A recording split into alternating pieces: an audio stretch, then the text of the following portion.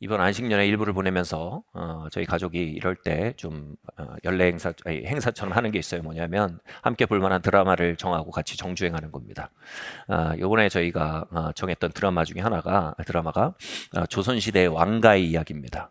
조선시대 왕가에서 세자들이 연이어서 죽음을 당하는 사건 속에서 이 드라마가 시작이 됩니다.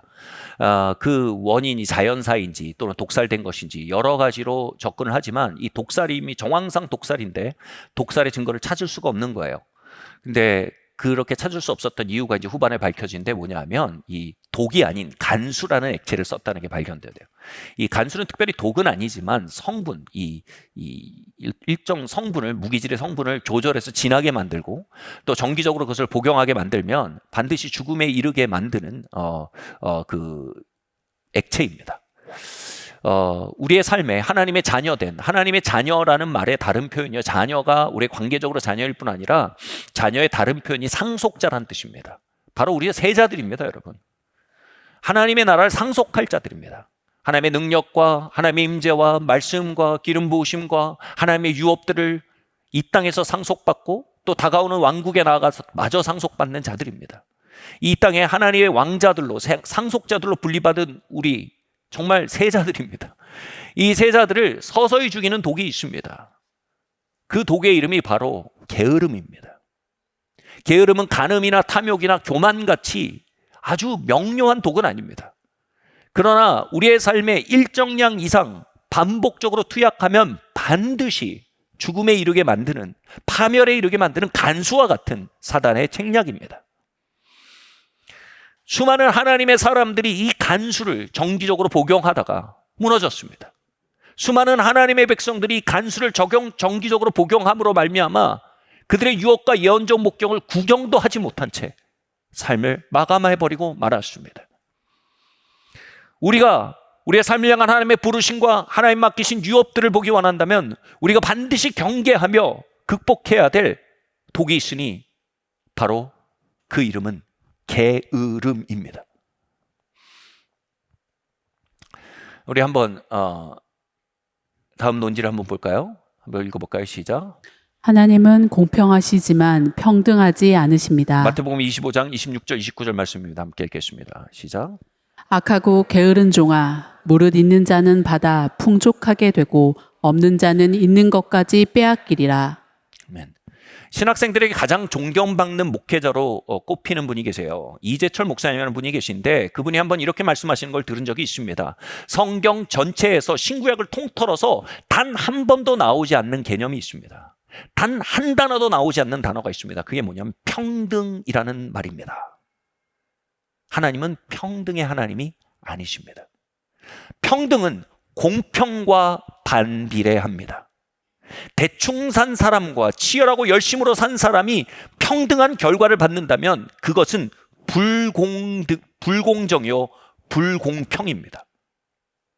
하나님은 무섭도록 공평하십니다. 그래서 저는 그분 앞에, 그분의 셈법 앞에 옷깃을 여미게 됩니다. 이렇게 말씀하신 걸 들었습니다.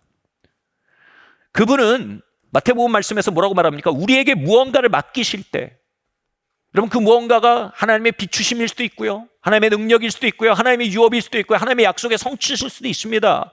무언가를 맡기실 때 무엇을 세워보신다고 말씀하십니까? 반드시 성실함을 세워본다고 말씀하십니다. 그리고 그분은 반드시 또한 우리의 게으름을 세워본다고 말씀하십니다. 성실함이 있는 자에게는 있는데도 더 주신답니다. 성실함이 없는 자에게는 그나마 있는 것까지도 더 가져가신다는 겁니다. 무섭도록 공정하십니다. 제가 처음 회심하고 신앙 공동체에 소속됐을 때 제가 정말 불평등하다고 느꼈습니다. 왜냐하면요, 삶에서 칭찬받고 인정받는 사람들이 영적으로도 더 깊이 들어가고 복음의 진리를 더 잘 깨닫고 더 깊은 영성을 가지게 된다는 사실을 보았기 때문입니다. 저는 그 불평등함에 불평했습니다. 왜 하나님 외적으로 신뢰받고 이런저런 것을 맡김받은 사람들에게 영적으로까지 더 신뢰받고 이런저런 것들이 맡겨지게 하십니까? 근데 그 불평은요, 평등이라는 환상에서 나온 불평이었습니다. 외적인 것이든 영적인 것이든 성실한 사람들, 그들에게 맡겨지는 것입니다. 반대로 무얼 해도 게으른 사람들, 그들에게는 영적인 것에 있어서도 진보하지 못한다는 것이 여실히 드러났습니다. 제가 불평했던 것은 평등이라는 환상에 사로잡혀 성실의 가치를, 그리고 상실이 가져오는, 게으름이 가져오는 차이의 현격한 결과에 대해 절감하지 못했기 때문입니다. 게으름의 독성에 대해 깊이 깨닫지 못했기 때문에 제가 불평했던 것입니다. 저는 세계 곳곳을 다니며 다양한 하나님의 사람들을 만나는 은혜를 경험했습니다. 그리고 교회에서를 경험하며 다양한 성인들과 다양한 하나님의 축복과 하나님의 은혜 가운데 걸었던 이들을 공부해 보았습니다. 그들 중엔 성격이 좋은 사람도 있고요, 괴팍한 사람도 있습니다. 그들 중에 많이 배운 사람도 있고 많이 배우지 못한 사람도 있습니다. 그들 가운데 집안이 좋은 사람도 있고 집안이 좋지 못한 사람도 있습니다. 굉장히 다양해서 일반화시킬 수 없습니다. 근데 공통적으로 한 가지는 반드시 일치했습니다. 바로 모두가 성실했습니다. 제가 아는 한 게으른 사람 중에 하나님의 사람은 한 명도 없습니다. 그래서 다음 논지로 이어지게 됩니다. 우리 다음 논지를 한번 읽어볼까요? 시작. 성실해도 거룩하지 않을 수 있습니다. 그러나 게으르면 결코 거룩할 수 없습니다. 다시 한번 읽어볼까요? 시작. 성실해도 거룩하지 않을 수 있습니다. 그러나 게으르면 결코 거룩할 수 없습니다. 여러분, 성실해도요, 거룩하지 않은 사람들 많이 있습니다. 성실하고 열심입니다. 세속적으로요, 성실하고 열심한 사람들, 여러분 신뢰받고 무언가를 맡김을 받게 됩니다. 그러나요, 여러분, 게으르면요, 거룩할 수는 없습니다. 잠언 19장 24절 말씀 함께 읽겠습니다. 시작. 게으른 자는 그 손을 그릇에 넣어도 입으로 올리기를 괴로워하느니라. 왜 게으르면 거룩할 수 없습니까? 거듭나게 하는 은혜는요, 일방적인 은혜입니다.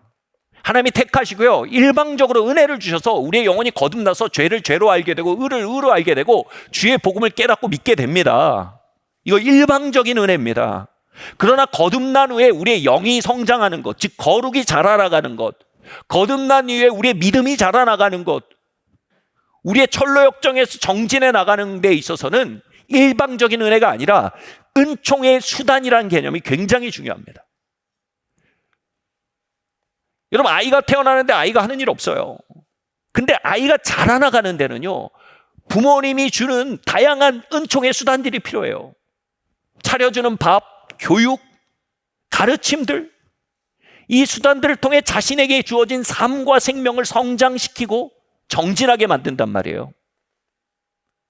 여러분, 거듭난 사람들은요, 일방적인 은혜로 태어난 거예요. 거기에서 우리가 할 수 있는 게 없었어요. 그러나 그 태어남 이후에 거룩에 있어 자라나가는 것, 믿음에 있어 자라나가는 데는요, 하나님은 우리에게 일방적인 은혜를 통해 우리를 성장시키기보다는 은총의 수단들을 우리에게 허락하세요. 은총의 수단 뭐예요? 예배입니다. 은총의 수단 뭐예요? 기도입니다. 말씀입니다. 성도의 교제입니다. 또 순종입니다. 이런 은총의 수단들을 우리가 성실히 열심으로 사용하는 것에 대해서 조나단 에드워드가 이런 표현을 썼어요. 성도의 의무라고 말했습니다. 이 의무란 말도 낯뜨거워요. 여러분, 아이가 밥 새끼 잘 먹는 게 은혜죠. 어떻게 의무겠습니까만은 밥 새끼라는 은혜의 수단을 잘 챙겨 먹는 뭐 성실함이라고 말하기도 낯뜨겁지만 그 성도의 아이의 책임을 다할 때 아이가 건강하게 자랄 수 있는 거예요. 하나님 우리의 삶을 성장시키고 진보시키게 은총의 수단들을 우리에게 베풀어 주시는데 그 은총의 수단들을 열심히 정기적으로 바르게 사용하여서 우리의 영을 성장시키고 하나님의 관계를 비옥하게 만드는 것이 뭐라고요? 성도의 의무래요. 영혼의 불길이 꺼지고 하나님의 임재가 느껴지지 않고 죄성이 기승을 부리게 되는 가장 큰 이유 중에 하나가 뭐라고요? 은총의 수단들이 주어져 있음에도 성도가 개인의 의무, 성도의 의무를 게을리한 결과로 불길이 약해지고 하나님의 임재가 거두어지고 그 삶의 은혜가 거치게 된다는 겁니다. 바로 방금 읽은 말씀에서 게으른 자는 그 그릇에 손을 넣고도 뭐라고 말해요? 올리는 게 괴롭다고 말합니다. 이거 말이 됩니까? 듣기만 해도 우라통이 터지는 얘기예요. 그런 모습을 보면 여러분 어떠겠어요? 정말 답답하죠. 기가 막히죠. 근데 이 말씀이 바로 이 컨텍스트예요. 하나님은 우리의 믿음이 자라고 하나님과 관계 비옥해지고 하나님의 기름 부음과 하나님의 지혜와 사랑에 있어서 자라나가게 하기 위해서 은총의 수단 아니라 어마어마한 선물을 주시고 그것을 사용할 책무를 우리에게 맡기셨음에도 우리가 그 은총 수단들을 붙들어 안고만 있으며 그것을 섭취하지 않는 모습, 그리고 그것이 괴롭다, 번거롭다, 귀찮다라고 말하는 모습에 대해 이렇게 말하는 겁니다. 게으르다. 그러니 게으르면 거룩할 길이 없어요. 게으르면 믿음에 있어 잘할 길이 없고 거룩에 있어 잘할 길이 없는 겁니다.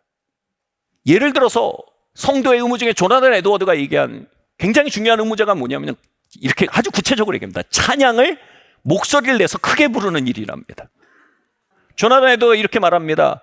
예배 때 하나님을 찬양하는 것도 모든 그리스도의 의무입니다. 찬양을 부르지 못할 특별한 이유가 없다면 모든 성도는 이 의무를 따라야 합니다. 할렐루야. 어떻게 부르는지 잘 몰라서 가만히 있을 거라고 변명할 수도 있습니다만, 하지만 배울 능력이 있다면 배워서라도 하나님의 명령을 따르는 것이 옳지 않겠습니까? 미리 배우지 않으면 찬양의 곡절을 맞춰 따라 부르기가 어렵습니다. 평소에 찬양을 배우고 또 자녀들에게 가르쳐 주십시오. 할렐루야.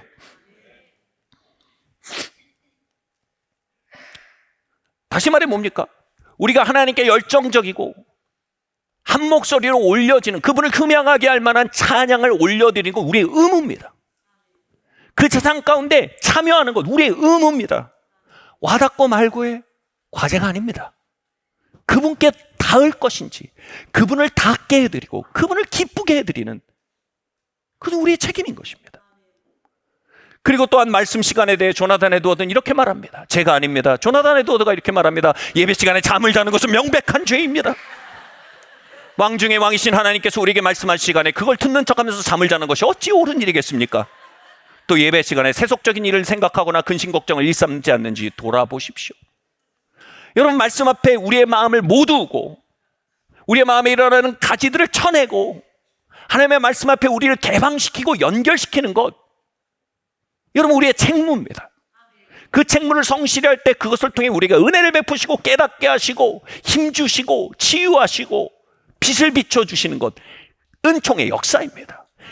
은혜의 수단을 성도의 의무로 알아 부지런히 수행하는 것은 우리의 삶에 은혜가 비옥하게 역사하는 것에 중요한 조건인 것입니다. 다시 말해, 게으르면 거룩할 길이 없습니다. 게으르면 모든 거룩의 기회에서 미연에 차단되는 것입니다. 찬양을 드리고 말씀에 집중하고 경청하고, 이것은 우리의 의무와 수고입니다. 은총의 수단들을 성실히 사용하고 우리의 영혼을 비옥해 하는 것, 그렇게 하지 않는 것들을 볼 때, 그렇게 하지 않는 모습들을 볼 때 하나님이 이렇게 표현하신 겁니다. 손에 그릇을 놓고 올리기를 괴로워하는 것, 그런 모습이라는 겁니다. 우리의 삶에 은혜의 강물이 약해지는 것, 능력의 강물이 약해지는 것, 하나님의 임재의 수위가 약해지는 것, 말씀의 빛이 약해지고 지혜가 약해지는 것, 여러분 그 결정적인 이유는요, 은밀하게 타협하는 게으름입니다. 어릴 적 저희 어머니가 출근을 하셨는데 멀리 출근하셔서 되게 늦게 퇴근하시고 되게 일찍 나가셨어요. 그럼 그 없는 시간 막 10시에, 밤 10시에 요리를 시작하셔서 새벽 1시까지 요리를 해놓으셨어요. 뭐 사골국을 끓이기도 하고 카레를 한 들통 해주기도 하고. 그럼 뭐예요? 와서 저희가 할 일은 뭐예요? 얼마나 큰 은혜입니까? 얼마나 큰 선물입니까? 저희가 할 일은 뭐예요? 데펴서 먹는 겁니다. 근데 저희는 종종 데펴 먹는 게 귀찮아서 하루 종일 굶고 앉았을 때가 다반사였습니다. 제가 정말 이해를 못했어요. 어머니가 그걸 보시고 돌아와서 보시면 너무나 속상해 하셨습니다. 이건 굉장히 완곡한 표현입니다. 때로는 매우 격정적으로 속상해 하셨습니다.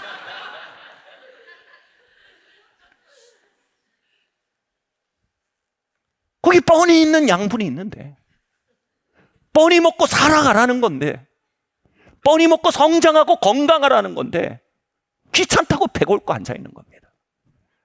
잠언은 말합니다. 게으른 사람은 눈에 연기 같고 이에 초와 같다고 말합니다. 여러분 캠프파이어 가서 연기가 바람이 불어가지고 눈으로 막 온 적 있으십니까? 그런 고역이 없습니다. 눈 감고 이렇게 숙이게 돼요. 그걸 견뎌내는 사람이 없습니다. 그게 눈의 연기입니다. 여러분 치료하다가 잇몸에 신경이 드러난 적 있으십니까?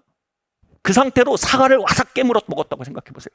몸서리가 쳐집니다. 그 뜻이에요. 이에 초와 같다는 게 그 뜻이에요. 눈의 연기와 이에 초같이 뭐라고요? 하나님은 게으름에 대해 눈물 흘리시고 몸서리 치신답니다. 뻔히 성도의 교제라는 은총의 수단이 있어요. 뻔히 기도라는 은총의 수단이 있습니다. 뻔히 예배와 말씀이라는 은총의 수단이 있습니다. 그런데 지옥은 우리에게 게으름이라는 간수를 매일 아침 저녁 권합니다. 간음도 아닌데 뭐, 사기도 아닌데 뭐, 누가 살인하재? 자, 한 컵 들이켜. 게으름의 간수. 그걸 들이킬 때 어떻게 됩니까? 우리의 손 안에 뻔히 있는 우리를 소성케 하고, 우리를 예언적 목적으로 데려가고, 하나님의 응답으로 데려가고, 하나님의 역사와 기적으로 데려가고, 거룩과 성장을 향해 데려가고, 자유와 참된 좋은 성공으로 데려가는 하나님의 은총의 수단들을 게으른 자는 말하게 됩니다. 그 간수를 먹고 나면 이렇게 합니다. 야, 뭘 목 놓아 찬양을 하냐? 다 귀찮다. 뭐 아침 저녁으로 주님을 찾냐? 다 귀찮다. 뭐 이 말씀을 묵상하고 뭐 말씀을 경청하냐? 짧게 하자. 하나님 그때 눈물을 흘리고 몸서리를 치신다는 거예요. 왜요? 그 속에서 우리의 부르심이 죽어가기 때문이에요. 그 속에서 능력과 은혜와 응답의 강물이 사라져가기 때문입니다. 서서히 그 속에서 우리의 영혼이 죽어가기 때문입니다. 사단은 우리가 침대에서 알람 소리를 들을 때 간수를 건넵니다. 좀 더 자자, 좀 더 눕자. 스마트폰을 집어들어 무의미한 검색에 빠져들 때 간수를 건넵니다. 성도의 교제로 초청될 때 간수를 건넵니다. 뭐 그렇게까지 뭘 우리를 열고 뭘 겸비케 해? 그냥 대충 가자. 다 은혜자냐? 여러분 그게 은혜예요. 그렇게 하지 않아도 되는 게 은혜가 아니고요. 성도의 교제가 은혜란 말이에요. 기도하지 않아도 되는 게 은혜가 아니고요. 기도가 우리의 삶에 주신 은혜란 말이에요. 이제 우리의 삶의 곳곳에서 건네지는 사단이 건네는 게으름이란 간수 물에 대해서 우린 눈에 연기처럼 여길 때입니다. 이에 초처럼 여길 때입니다. 눈물겹게 생각해야 합니다. 몸서리 치도록 그 일에 대해 우리는 경을 쳐야 합니다. 제 아내가 1년에 한두 번씩 제 아내와 제가 나누는 대화가 있어요.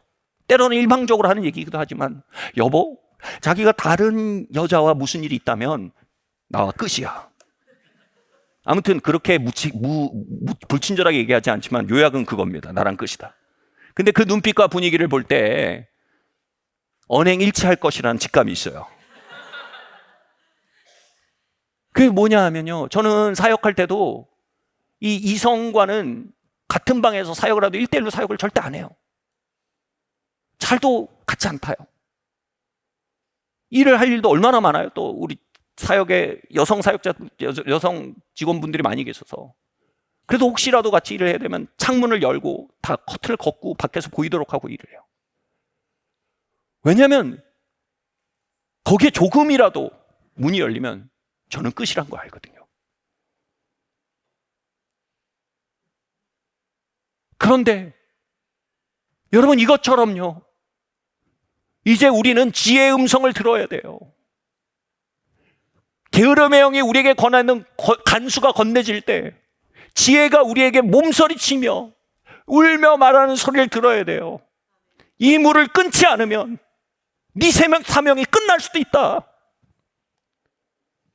이 물을 끊지 않으면 그 아름다운 예언적 목적들이 유산될 수 있다.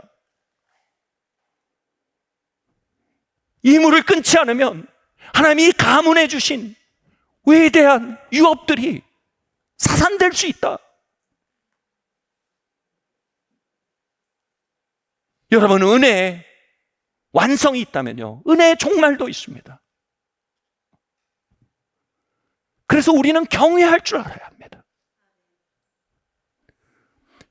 우리는 이제 은밀하게 권해지고 있는 게으름의 간수물을 뒤집어 엎기 시작해야 합니다. 여러분, 게으름은 농담거리가 아닙니다.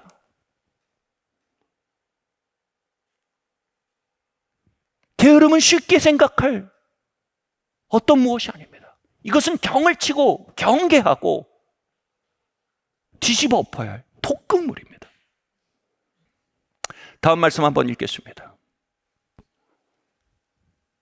시작. 게으른 자의 길은 가시 울타리 같으나 정직한 자의 길은 대론이라. 아멘. 여기서 게으른 자의 길은 가시 울타리 같으나, 여기서 말하는 길에 대해서 청교도들은요, 바로 믿음의 길, 좁은 길, 생명의 길이라고 주석합니다. 맞는 말입니다. 또한 그것뿐 아니라 우리의 삶에 하나님 약속하신 것들, 예언적인 목적들, 유업들, 이것을 향해 나아가는 성취의 길이기도 합니다. 다시 말해 하나님 약속하신 좋은 성공의 길이기도 합니다. 이것을 향해 나아가는 길이, 그 철로 역정의 길이 가시 울타리로 쳐져 더 이상 갈 수 없도록 만들어버린 게 있대요. 게으름이래요. 가시 울타리가 뭡니까? 죄성이 마음대로 자라서 길을 막아버리는 거예요. 쓴마음과 세상 염려와 두려움과 원망이 마음대로 자라서 사랑과 친밀하게 을 막아버리는 거예요. 그 일은 한 번에 벌어지지 않아요. 아침 저녁으로 들이킨 간수가 쌓여 완성되는 거예요. 어느새 더 이상 친밀함의 기름을 나갈 수 없도록 닫혀있고, 사랑의 삶을 살 수 없도록 우리의 심령이 닫혀버리고, 하나님의 임재와 은혜를 향해 불감증 환자처럼 닫혀버린 우리의 심령을 만날 때 우린 그 누구도 원망할 수 없어요. 우린 게으름의 시간이 차곡히 쌓여 정산된 우리의 삶의 성적표를 만나는 거예요. 또 한편 말합니다. 정직한 자의 길은 대론이라. 여기서 말하는 정직한 자는요, 게으른 자의 반대입니다.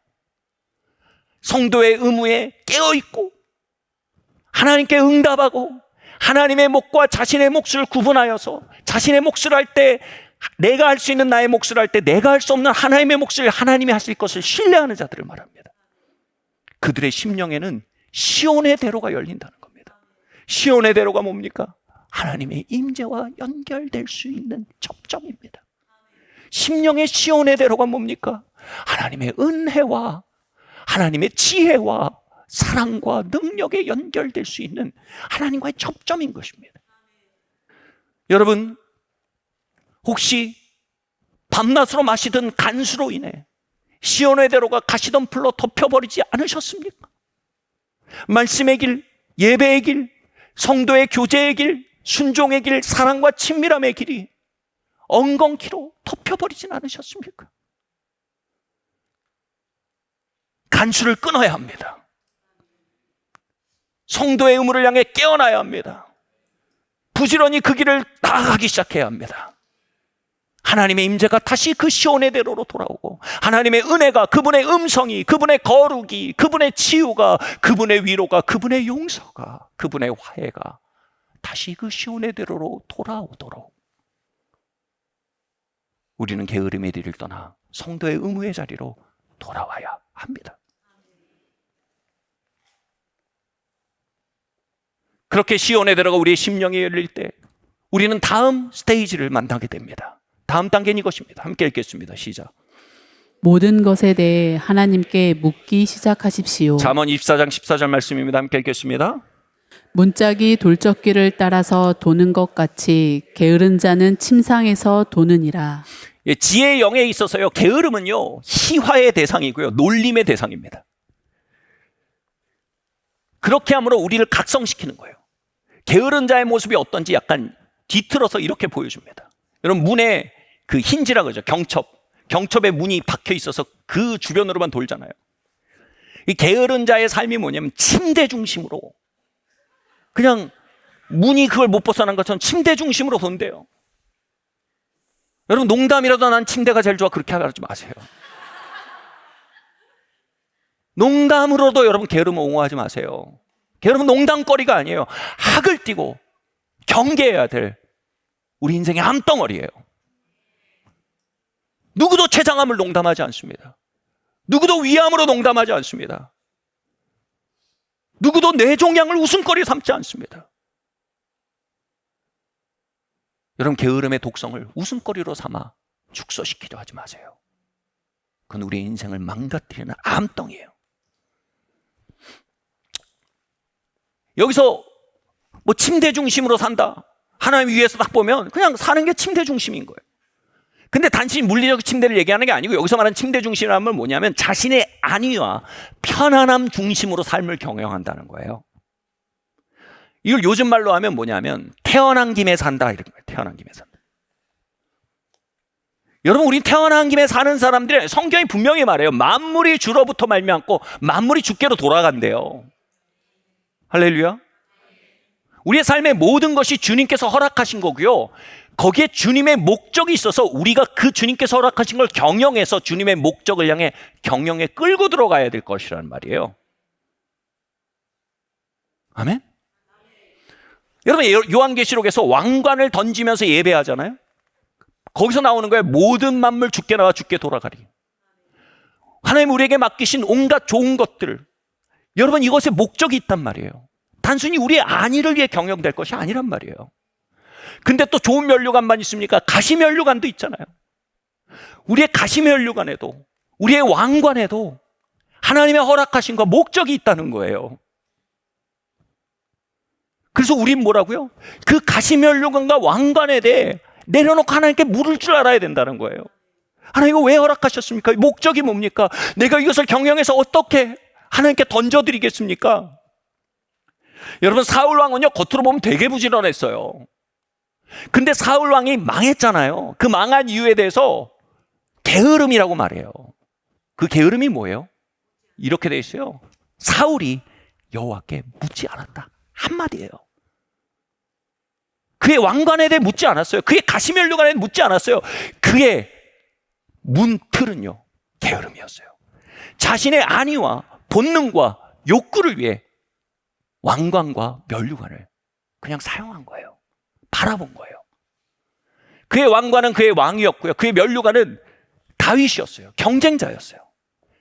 다윗이 허락된 것도 하나님의 뜻이 있었고요, 그에게 왕관이 허락된 것도 하나님의 뜻이 있었어요. 근데 사울은 그것을 던져드리며 만물 주께 나와 주께 돌아가리라는 고백이 없었어요. 하나님께 묻지 않았어요. 사울은 부지런히 돌아다녔으나 자신의 안위와 자신의 욕망을 위해서만 부지런히 돌아다니는 문지방에 박힌 문과 같았단 말이에요. 마음의 시온의 대로가 열린 사람은요, 삶의 모든 것에 대해 하나님께 물을 수 있는 공간이 생깁니다. 사울이 자신의 왕관에 대해 하나님께 물었다면, 자신의 가시면류관에 대해 하나님께 물었다면, 그는 전혀 다른 결과를 향해 나아갔을 것입니다. 제가 신대원을 갔을 때였어요. 학부도 그 신학교에서 했고 신대원도 그 신학교에서 하는데 같은 교수님, 같은 교실, 강의도 비슷했어요. 물론 과목이 좀 달랐지만 겹치는 게 너무 많았어요. 저에게 새로울 게 없었어요. 4년을 그곳에서 보냈는데 나머지 3년을 또 그곳에 보내야 되는데 이 목사 안수 받으려면 어쩔 수 없이 해야 되거든요. 이 피할 수 없는 거예요. 마치 감옥같이 느껴지는 거예요. 나의 젊은 날이 앞으로 진보하지 못하고 묶여있는 듯한 느낌이 들었어요. 그래서 하나님께 기도했어요. 뭐예요? 묻기 시작한 거예요. 하나님이 갇혀있는 듯한 시간의 목적이 뭡니까? 같은 교수님, 같은 강의실, 같은 강의 내용입니다. 강의 내용 훌륭했어요. 문제가 있었던 게 아니에요. 단지 절차적으로 제가 그곳에 정체되는 느낌을 경험하는 시간을 통과했다는 거예요. 하나님, 이 뜻이 뭡니까? 묻기 시작했어요. 그래서 하나님 목적이 보였어요. 뭐냐면요, 학부 때 이미 어느 정도 훑은 내용이기 때문에 학업의 부담이 이렇게 적은 때가 없었어요. 그리고 이제 제 개인의 우물을 깊이 팔 수 있는 일생일대의 기회를 맞은 거라는 거예요. 그래서 개인의 우물을 깊게 파도록 하나님 초청하셨어요. 신학 공부를 맞춰놓고 남는 시간에 개인의 우물을 파는 일에 창념했어요. 이거 하나님이 주신 기회인 거예요. 목적인 거예요. 그리고 신학교를 졸업하자 하나님 교회를 개척시키셨어요. 그 개척이 바로 신대원 3년 동안 개인의 우물을 깊게 파시게 한 그 결과로서 비롯된 개척이었어요. 여러분, 삶에 대해 하나님께 물으셔야 돼요. 왕관이든 가시면류관이든 하나님께 물으셔야 돼요. 목적이 있어요. 하나님 주무시지 않으세요. 하나님 실수하지 않으세요. 야, 내가 잠깐 깜빡 졸았다. 이 가시면류관, 내가 쏘리 미안해 내가 깜빡 졸았어. 하나님 졸지도 주무시지도 않으세요. 로버트 그린이라는 작가는 이렇게 말했어요. 시간 중에 두 가지 시간이 있다. 하나는 죽은 시간과 하나는 살아있는 시간이다. 죽어있는 시간은 게으름으로 그저 무슨 일인가 벌어지길 기다리는, 그리고 시간을 죽이고 있는 기간이다. 살아있는 시간은 그 시간에 주어진 목적을 깨닫고 그것을 향해 그 시간을 사용하며 진보하는 시간이다. 여러분, 왕관이 아니라고 죽은 시간으로 만들다면 여러분, 하나님의 주권을 그곳에서 부정하시는 겁니다. 감옥에 대한 하나님의 주권을 인정하셔야 됩니다. 로버트 그린이 이렇게 말합니다. 인류 역사상 가장 많은 사상가와 리더들을 배출한 것이 물리적, 정황적 감옥이었다. 감옥은 깊이 사고하고 무언가를 깊이 연구할 최적의 공간이었기 때문이다. 그리고 연이어 이렇게 말합니다. 동시에 가장 많은 실패자를 양산한 것도 물리적, 정황적 감옥이었다. 우리는 말해야 합니다. 우리는 죽은 시간을 살기를 거절해야 합니다. 우리의 죽은 시간들을 살려내기로 결정해야 합니다. 우리의 머리에 있는 가시면류관이든 왕관이든 그것을 하나님께 던지고 물어야 합니다. 하나님 살아계신 줄 믿습니다. 하나님 날 사랑하시는 줄 믿습니다. 하나님 나의 왕이신 줄 믿습니다. 만물이 주께로부터 돌아와 주께로 돌아가는 줄 믿습니다.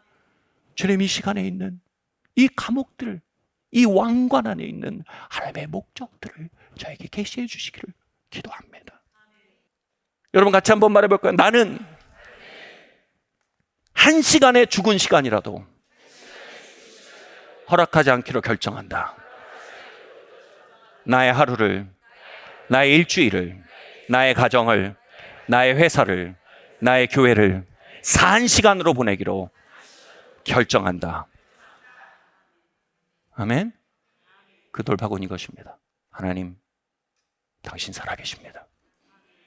만물은 주께로 말미암고 만물은 주께로 돌아가며 하나님 나를 사랑하시고 나를 향해 놀라운 계획을 가지고 계신 줄 믿습니다.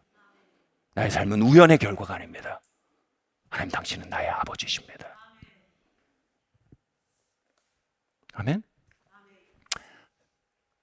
여기서 우리는 다음 단계로 나아가게 됩니다. 다음 단계에 대해서 한번 읽어볼까요? 시작. 하나님의 주신 것에 마음을 쏟으십시오. 잠언 24장 30절 31절 말씀 함께 읽어보겠습니다. 시작. 내가 게으른 자의 밭과 지혜 없는 자의 포도원을 지나며 본즉 가시덤불이 그 전부에 퍼졌으며 그 지면이 거친 풀로 덮였고 돌담이 무너져 있기로. 예. 게으른 자의 밭과 지혜 없는 자의 포도원을 본 적이 이렇게 되어 있습니다. 여기서 말하는 지혜 없는 자라는 말은요, 히브리어로 호크마, 즉 지혜 없는 자가 아니고요. 여기 히브리어를 보면 뭐냐면 마음 없는 자라는 뜻입니다. 그래서 이런 뜻이 돼요. 내가 게으른 자의 밭과 마음 없는 자의 포도원을 지난즉, 이렇게 되어 있어요. 다시 말해 이런 의미가 돼요. 게으른 자의 밭, 즉 마음을 두지 않는 자의 포도원, 이런 뜻이 됩니다. 게으름은 뭡니까? 게으름은 시키는 거 안 하는 정도가 게으름이 아닙니다. 게으름은 뭐예요? 맡겨진 포도원에 마음이 없는 겁니다. 맡겨진 밭에 마음을 두지 않는 겁니다. 왜 마음이 없어요? 그것을 맡기신 하나님의 주권을 인정하지 않아서 그래요. 왜 마음이 없어요? 그것을 맡기신 하나님의 선하심과 나의 삶을 향한 정밀한 계획과 그것 안에 있는 하나님의 목적을 신뢰하고 고백하지 않기 때문이에요. 그럼 우리는 포도원에 마음이 없어져요. 하나님 우리에게 우리 남편과 아내를 맡기셨어요. 관계들을 맡기셨어요. 그것이 왕관이든 가시면류관이든요. 나의 안위 중심으로 도는 문짝처럼 보면요, 짜증만 부릴 수 있지만 나의 안이라는 힌지를, 문틀을 깨고 하나님의 주권 앞에 나오면요, 그것을 향한 하나님의 계획과 목적과 뜻이 보여요. 그럼 어떻게 마음이 생깁니다. 그 감옥 같은 시간, 가시면류관, 왕관을 향한 마음이 생기는 것입니다. 그 목적이 보이고 그 목적을 향해 그것을 끌고 나가자 하는 열정이 회복되는 것입니다.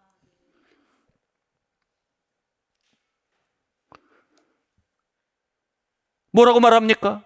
마음이 없는 자, 성실하지 않은 자, 즉 게으른 자, 마음 없는 자의 밭과 포도원엔 뭐라고요? 가시던 풀과 거친 풀과 무너진 담벼락뿐이랍니다. 왜 그렇습니까? 여러분, 마음이 없으면요, 가시던 풀이 안 보여요.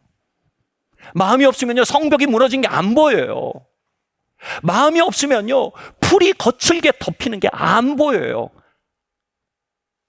마음이 없는 사람은 시키는 일을 하지만요, 마음이 있는 사람은요, 일이 보여요. 마음이 있어야 시야가 있어요.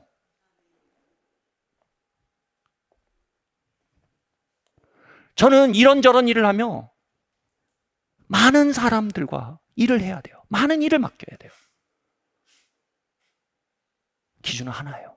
그 일에 마음이 있으면요, 그들의 눈엔 일이 보여요. 여러분, 목회라는 게 정말 신기한 일이에요. 마음 없으면요, 할 일이 한 개도 없어요. 할 일 없어요. 어쩜 그렇게 할 일이 없는지 없어요. 여러분, 코로나요, 마음 없잖아요.